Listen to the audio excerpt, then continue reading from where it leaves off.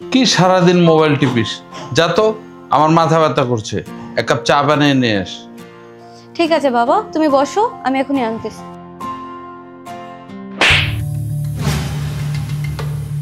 কি ব্যাপার, তুমি আমাকে থাপ্পড় মেরেছো কেন? আমি তোমাকে কেন থাপ্পড় মারলাম বুঝতে পারিনি, তাই তো? বেয়াদব! বাবা, বাবা তুমি চুপ করে দাঁড়িয়ে, তোমার সামনে সে আমাকে দুবার থাপ্পড় মেরেছে। বাবা তুমি কিছু বলছো না কেন? দেখেছো, আমি এই জন্যই তোমাকে বলছি যে সে আমাকে খুব অত্যাচার করে, তাই আমি ওর এখানে থাকতে চাইনি, আমি চলে এসেছি। এবার বিশ্বাস হলো তো আমার কথা? তোমার এত বড় সাহস, তুমি আমার বাড়িতে আমার সামনে দাঁড়িয়ে আমার মেয়েকে থাপ্পড় মারছো? বাহ বাবা বাহ, মানে আপনাদের কথা শুনে মনে হচ্ছে এখন দোষটা আমার, তাই তো? এই যে আপনাদের মেয়ে এতদিন যাবত আমার বাসা থেকে এসে বাসায় পড়ে আছে, আপনার উচিত ছিল না বাবা হিসেবে আমাকে একটাবার ফোন দেওয়া, ফোনতে জানতে চাওয়া যে জামাই তোমার আর আমার মেয়ের মধ্যে কি ঝামেলা হয়েছিল, যে কারণে আমার মেয়ে আমার বাসায় এসে পড়ে আছে। সেটা না করে আপনি উল্টো আমাকে দোষারোপ দিচ্ছেন, তাই না?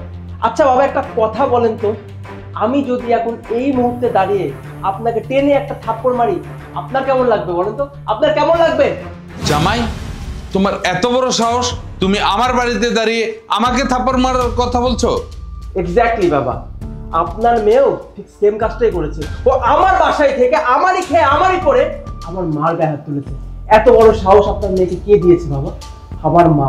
আমার মা তো ওকে কোনো ভুল কথা বলেনি। এখন আপনার মনে হয়তো প্রশ্ন আসতেই পারে যে ও কি কারণে আমার মার গায়ে হাত তুলেছিল, তাই তো? তাহলে শুনুন বাবা, ও রাত বেরাতে পার্টি করবে, বাসায় লেট করে ফিরবে, নামাজ কালাম পড়বে না, এই ধরনের ওয়েস্টার্ন জামা কাপড় পরবে, বাইরে যাবে, পাড়ার লোকজন বিভিন্ন উল্টাপাল্টা কথা বলবে তাকে, এটাই স্বাভাবিক। এই জিনিসটা আমার মা যখন তাকে বুঝিয়েছিল, সে কি করলো? আমার মার গায়ে হাত তুললো। কেন বাবা? আমার মা তো তার মায়ের মতো, তাই না? ওর তো ছোটবেলায় মা মারা গেছে।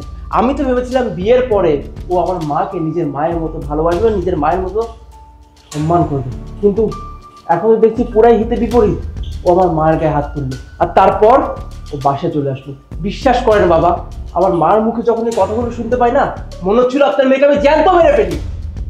কিন্তু তখনই ভাবলাম যে না, এভাবে করলে হবে না, আপনার মেয়েকে একটা শিক্ষা দেওয়া দরকার। আর তোমাকেও আমি বলছি, কেন করলে এই কাজটা? তুমি কোন সাহসে আমার মার গায়ে হাত তুললে? কেন? ছি মা, ছি, তুই এমন একটা কাজ করতে পারলি? তুই তোর মার সমতুল্য শাশুড়ি গায়ে হাত তুলতে পারলি? বেশ করেছি, আমি তোমার মায়ের গায়ে থাপ্পড় মেরেছি। আমাকে ছোট থেকে আমি বড় হয়েছি, কেউ আমাকে এভাবে শাসন করেনি। তোমার মা দুদিন বাড়িতে না যেতে আমাকে কিভাবে শাসন শুরু করেছে, মনে হচ্ছে যে একদম মাথায় কিনে ফেলছে আমার। স্বাধীনভাবে আমি চলতে পারবো না, আমার কোনো স্বাধীনতা নেই।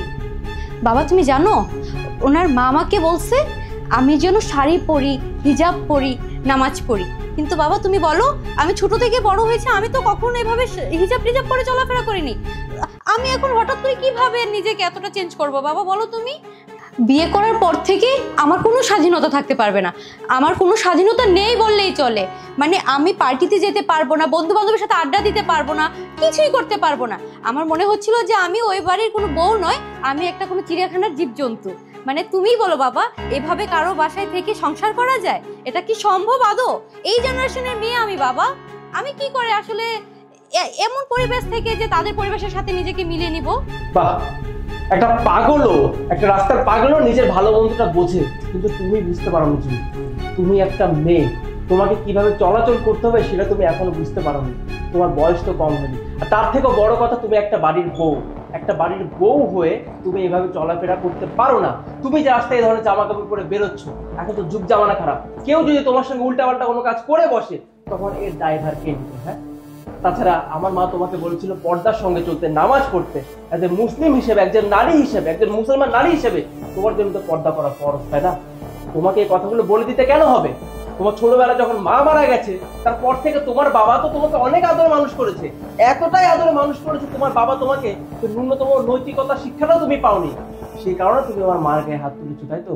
ছি ছি ছি ছি ছি, আমি যদি আগে জানতাম যে তুমি এতটা খারাপ, তোমার মতো মেয়েকে বিয়ে করা তো দূরের কথা, তোমার দিকে আমি চোখ তুলেও তাকাতাম। এখন তো মনে হচ্ছে ভুলটা আমারই, কারণ আমি তোকে সেভাবে শাসন করতে পারিনি। তুই কি করে পারলি তোর শাশুড়ির গায়ে হাত তুলতে?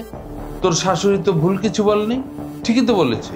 তুই তো একটা মেয়ে মানুষ, তুই কেন এত রাত বিরাত পার্টিতে যাবি? আর তোর এই ড্রেসগুলো কেন পরিস? তোর তো এখন বিয়ে হয়েছে, তুই শাড়ি পরবি, সালোয়ার কামিজ পরবি, তুই কিনা মডার্ন ড্রেস পরিস। আর বন্ধু বান্ধবের সাথে আড্ডা পারিস। তুই তোর স্বামীর অর্ডার ছাড়া, শাশুড়ির অর্ডার ছাড়া কেন বাইরে যাবি? তুই নামাজ কালাম পড়বি। বাবা, শেষ পর্যন্ত তুমিও আমাকে কথা শোনাচ্ছ? তুমিও কি আমাকে বুঝবে না? ছোটবেলা মা মারা গেলেন, তারপর থেকে তো তোমার আদরে আমি বড় হয়েছি। তাহলে তুমি বলো বাবা, তোমার আদর দেওয়াটাই কি ভুল ছিল? দেখ, তোর জামাই আমার গায়ে হাত তুলতে চাইলো, তোর কেমন লাগছে? আর তুই যখন ওর মার গায়ে হাত তুলেছিস, ওর কেমন খারাপ লেগেছে? শোন মা, তোকে শেষবারের মতন বলছি, তুই তুই পারলে তোর শাশুড়ির কাছে গিয়ে ক্ষমা চেয়ে নে। আর জামাই বাবাজির সাথে তুই এই মুহূর্তে চলে যা। বাবা, কি আর বলবো, আমার মেয়ে যে কাজটা করছে সেই জন্য আমি লজ্জিত। আমি আমার মেয়ের হয়ে তোমার কাছে ক্ষমা চাচ্ছি।